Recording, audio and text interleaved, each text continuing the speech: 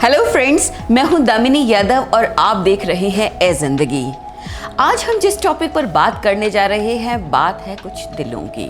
और जब दिलों की बात हो तो कुछ ना कुछ शायराना अंदाज होना तो लाजमी है। तो पहले एक शेर सुन लीजिए। ये ठीक है नहीं मरता कोई जुदाई में, ये ठीक है नहीं मरता कोई जुदाई में, खुदा किसी को किसी से मगर जुदा ना करे। क्या खूब कहा है कतील शिफाई साहब ने इस शेर में कि जो टूटने की वजह जानता है, जो टूटने के दर्द से गुजरता है, असलियत तो उसी को पता होती है। वरना ज़माना तो ये भी कहता है कि प्यार तो हमारे पहले के ज़मानों में हुआ करता था, आज के लोग क्या खाक प्यार करते हैं। मगर दोस्तों, प्यार का रिश्ता जब भी किसी दर्द भरे अंजाम से गुजरता है, यानी कि चाहे आपका ब्रेकअप हो या फिर वो रिश्ता डिवोर्स के कगार तक पहुंच जाए, इस रिश्ते के टूटने की धड़कन बहुत तेज़ होती है। और जिन दिलों को इस दर्द से गुजरना पड़ता है, कई बार ऐसा होता है कि वो डिप्रेशन में चले जाते हैं या बहुत उदासी के शिकार हो जाते हैं। कुछ लोग अपनी ज़िंदगी का मकसद भी खो बैठते हैं। तो अगर आपका रिश्ता भी कुछ ऐसे ही दर्दनाक मोड़ से गुजरा है या गुजर रहा है, तो हम चाहेंगे कि आप हमारी छोटी छोटी सी ये सलाहें मान लें और जो टिप्स हम आपको बताने जा रहे हैं उन पर अमल करें, ताकि आपका ये दर्द थोड़ा सा हम भी बांट सकें। पहली बात, संभालिए खुद को। जी हाँ, चाहे ज़िंदगी का कोई भी मोड़ हो या फिर रिश्तों का बनना या टूटना, ज़िंदगी में अपने आप को संभालने का काम कई बार हमें खुद ही करना होता है। सो अगर आपका रिश्ता टूट गया है तो सबसे पहले ज़रूरत है कि आप अपने आप को वक्त दीजिए, खुद को संभालिए। चाहे खामोश रहना चाहें, चाहे रोना चाहें, इस चीज़ में कोई हर्ज नहीं है, लेकिन सबसे पहले ज़रूरी है अपने आप को संभालने की यानी कि आप इस बात को एक्सेप्ट कीजिए कि आप जिसके लौटने की राहें देख रहे हैं, जिसे पुकार रहे हैं, वो जा चुका है। आपका वो प्यार भरा रिश्ता जिसने आपकी ज़िंदगी में रंग भर दिए थे, अब टूट चुका है। अब अगर आपका रोने का मन कर रहा है, रो लीजिए, लेकिन ये रोना किसी ऐसे के सामने होना चाहिए कि जिसके सामने रोने पर आपको कभी पछतावा ना हो, या हो सके तो अपने इन आंसुओं को पानी की बूंदों के साथ मेलजोल बिठा लेने दीजिए। यानी शार लीजिए, शार लेते हुए रो लीजिए, या फिर किसी ऐसे विश्वसनीय दोस्त के सामने रोइए जो आपके दिल के हाल का कभी आगे चल के मजाक ना बढ़ाए। या फिर अगर आप कुछ देर खामोश रहना चाहते हैं तो खामोशी की भी अपनी एक ज़बान होती है। अपने आप को ज़रूरी है सबसे पहले थोड़ा वक्त देना। दूसरी बात, खुद को ही दोषी ना माने। आमतौर पर कहा जाता है कि आजकल लोग बहुत प्रैक्टिकल होते हैं, उन्हें किसी रिश्ते के जुड़ने या टूटने से कोई फ़र्क नहीं पड़ता। लेकिन दोस्तों, ऐसे भी बहुत सारे लोग हैं जो इतने इमोशनल होते हैं कि किसी भी रिश्ते के टूटने के बाद वो ये समझने लगते हैं कि कहीं वही तो दोषी नहीं है। इस वजह से वो बार बार अपने आप को ही दोष देने लगते हैं, अपने आप में ही कमियां तलाश करने लगते हैं कि ज़रूर कुछ ऐसा रहा होगा जिनकी वजह से ये रिश्ता टूटने के कगार पर पहुंचा। तो देखिए, जिस तरह से किसी रिश्ते के बनने में दो लोगों का योगदान होता है, उसी तरह से किसी रिश्ते के टूटने में भी दो लोग किसी न किसी रूप में ज़रूर जिम्मेदार होते हैं। तो सारी गलती आप अपने ऊपर मत थोप लीजिए, पूरी स्थिति का जिम्मेदार आप खुद को मत मानिए। हो सकता है कि ये रिश्ता इस वजह से टूटा है कि आपका पार्टनर अपनी ज़िंदगी में कोई और नयापन चाहता है, या हो सकता है कि आपके साथ कोई चीटिंग की गई हो। और ये भी हो सकता है कि आप जो ये मान रहे हैं कि कुछ न कुछ गलती आपकी रही होगी, तो ठीक है, इस गलती का प्रतिशत भी कुछ न कुछ ही था। पूरी स्थिति का दोषी अपने आप को मत मानिए। अगली एक और बात, अतीत में ही ना उलझे रहें। ये ठीक है कि जब दो लोग आपस में जुड़ते हैं, ज़िंदगी में एक नएपन के साथ एक नई शुरुआत करते हैं, तो उसमें बहुत प्यार होता है, बहुत मौज मस्ती होती है, बहुत खुमारी होती है, बहुत से नए रंग होते हैं। लेकिन जब वो टूटता है तो उस टूटन में आप बार बार अपने पुराने वक्त को याद करते हैं। वो खुशनुमा यादें जो कभी आपकी ज़िंदगी का हिस्सा थी, अब आपके लिए बहुत तकलीफदेह हो जाती हैं। सो इस स्थिति को समझकर इससे बाहर आने के लिए ज़रूरी है कि आप अतीत में ही ना उलझे रहें, और ना ही बार बार ये देखें कि सामने वाले को क्या पसंद था या क्या नापसंद था। बार बार उसकी पसंद को दोहराना या बार बार उन्हीं चीज़ों में डूबे रहना जो कभी बहुत खुशनुमा थी, इस वक्त आपके लिए तनाव का कारण भी बन सकती हैं। इसीलिए मूव ऑन, सिर्फ पुरानी यादों से न जुड़े रहें। हम फिर कह रहे हैं, मूव ऑन। जानने वाले के लौटने की राहें ना देखें। दोस्तों, ये सच है कि बहुत सारे लोग अपने टूटे हुए रिश्ते को स्वीकार नहीं कर पाते। उन्हें ये लगता है कि शायद बहुत बार जैसे उनके बीच में जो प्यार, तकरार या नोक-झोंक हुआ करती थी, एक दूसरे को रूठना मनाना चलता रहता था, शायद ये भी कुछ वैसा ही है और वो जो जाने वाला जा चुका है, शायद वो फिर लौट आए। पर ज़रूरी नहीं है कि इस बार भी ऐसा हो।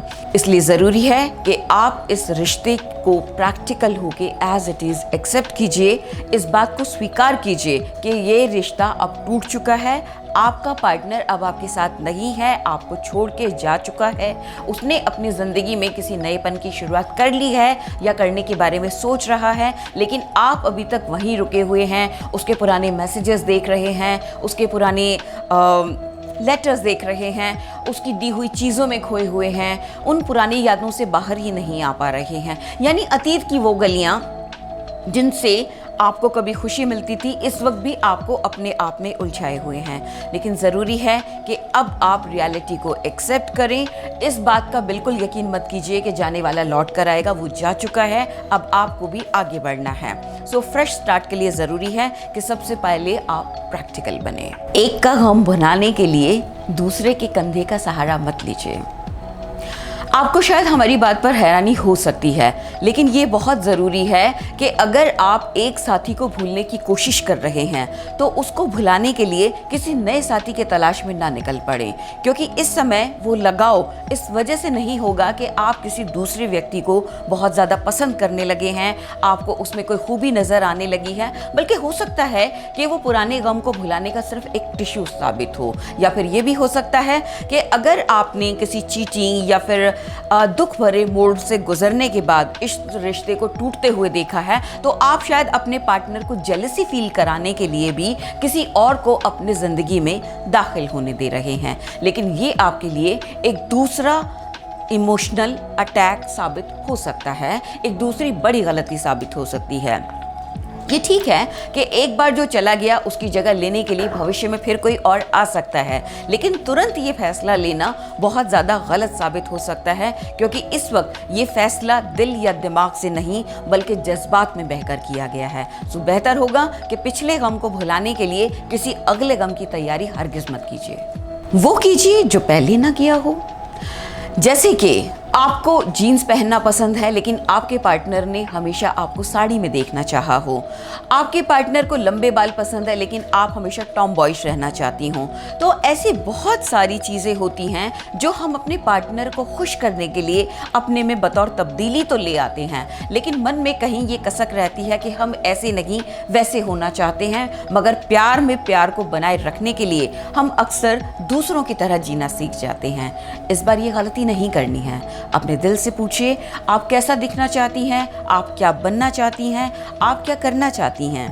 आपको याद है, शायद आपने एक बार ड्राइविंग सीखने की कोशिश की थी और आपका पार्टनर हर स्टेप पर आपको बताता रहा हो, ब्रेक ऐसे दबाओ, क्लच ऐसे दबाओ, तुमने ठीक से स्टीयरिंग नहीं पकड़ा है। अपने आप को गलतियां करने की इजाज़त दीजिए, क्योंकि अब आपको कोई दूसरा ड्राइव नहीं करने वाला है। अपनी ड्राइविंग सीट पर आप खुद हैं।